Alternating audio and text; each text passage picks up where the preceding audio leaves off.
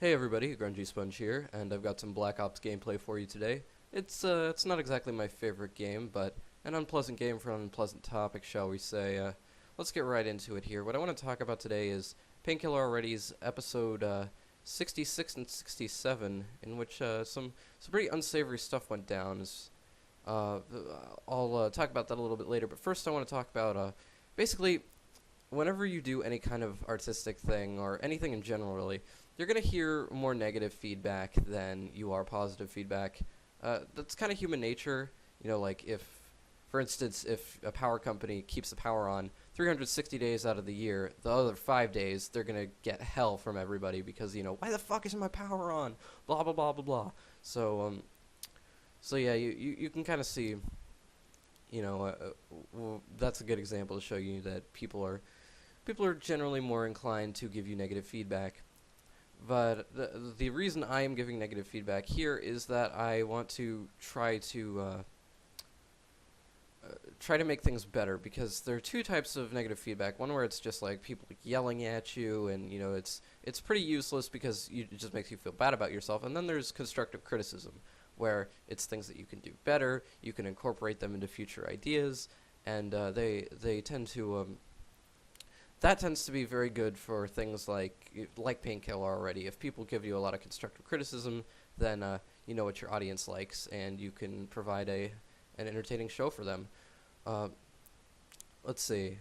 So basically, what went down is they kind of did like a call-in segment in reverse, where you would post your number in the stream and say why they should call you, and then they would call you and talk to you.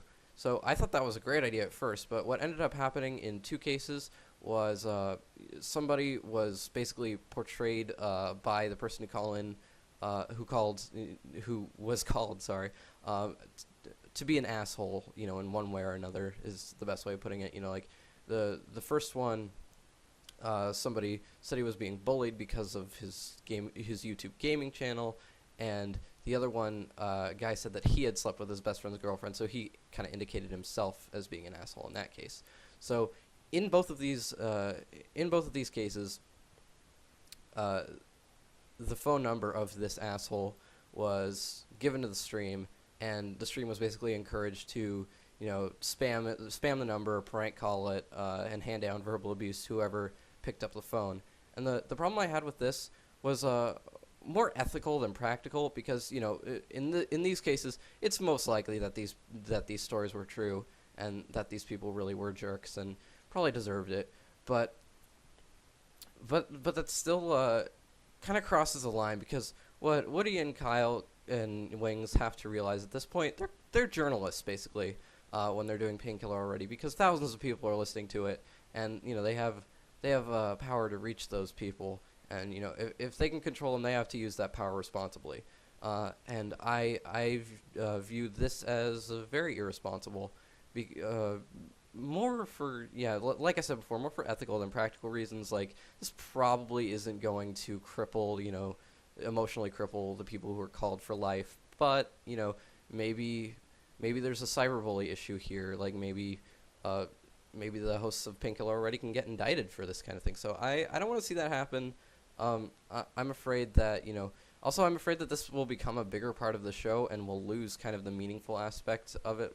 By meaningful, I mean like tackling topics that are a little more unconventional, like YouTube commentator death. That's a good example of something that they talked about in Painkiller Already that nobody else really thought of. And of course the entertaining aspect of it, like the would you rather, classic Painkiller Already questions. I don't want to lose that either. So yeah, I basically think they should either stick to giving advice and not really directly intervening, or just get rid of the call-in segment altogether. I think that'll benefit the PKA show a lot. It's they really do have to be more responsible in this regard. It's not alright to go off these assumptions, of what happened, because it'd be really easy for somebody to abuse this. Like if they portray somebody else as an asshole, you're just another tool to help them bully this person, and it's it's even worse that maybe this is somebody who knows Woody, like if Woody or Kyle or Wings, and is subscribed to them and knows who they are. Like for instance, if you know if I called in and said that somebody was bullying me and whatnot, and and gave my number to the stream, then everybody in the stream is going to call that number, assuming that that person's a bully. But maybe that's not true. Maybe I'm the one who's trying to trying to bully that person. And if they know where it came from too, like if they go and watch Painkiller already and figure out that that's where it came from, that hurts like twice as much, because you're being bullied by I don't want to call the Painkiller already guys like a hero, like heroes really, but like kind of celebrities, like people yeah, so I could see how that'd be very disheartening if it happened to you, I think. I was also I was watching a video that Woody put out the day after Painkiller 67, which was addressing how people were kind of kicking Wings when he was down, and I feel like they kind of did the same thing to this guy who called in. They kind of turned on him and said, you're an asshole, because you slept with your girlfriend and got into a fight with you slept with your best friend's girlfriend and got into a fight with him afterwards. And he reached out to them, and I feel like they can call him an asshole, but they shouldn't do anything like that. Yeah, I feel like that's a little irresponsible and going above really where they should, where their powers should be. Like they can make him look like a jackass, but don't have people call him and have it actually affect his day-to-day life, because that's just over the top. Like they just don't have enough information to make that call really, and that's why I feel like it's irresponsible. But anyways, I kind of rambled on a little bit in this video. It's an issue that I feel strongly on, and I'm kind of not articulating it the best way I could, but I figured it's probably good to get a video out there where this topic is still relatively fresh.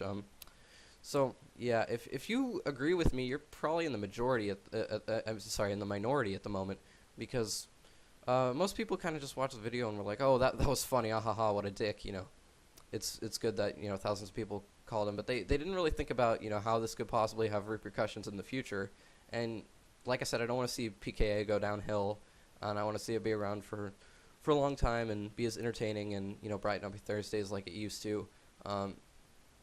So yeah, if you feel the same way I do, since you're in the minority, you have to try harder to be heard. So I would send Woody a personal message.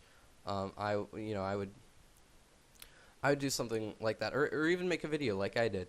It's it's important that people get this kind of feedback, especially with these kind of ethical issues where there's mob mentality involved, because actually in the same video where Woody was saying you shouldn't kick somebody when you're down, he was talking about mob mentality, and it's the same thing on this guy. It's like, and you can argue that the person who called in Wings are totally different situations, but really they're not. They're both people who publicly put themselves at risk, and Woody is saying that I find it kind of hypocritical that Woody is saying you should help out Wings but not this guy. So anyways, final score is 36-4. If you agree with me, please tell Woody. This is Grungy Sponge signing out.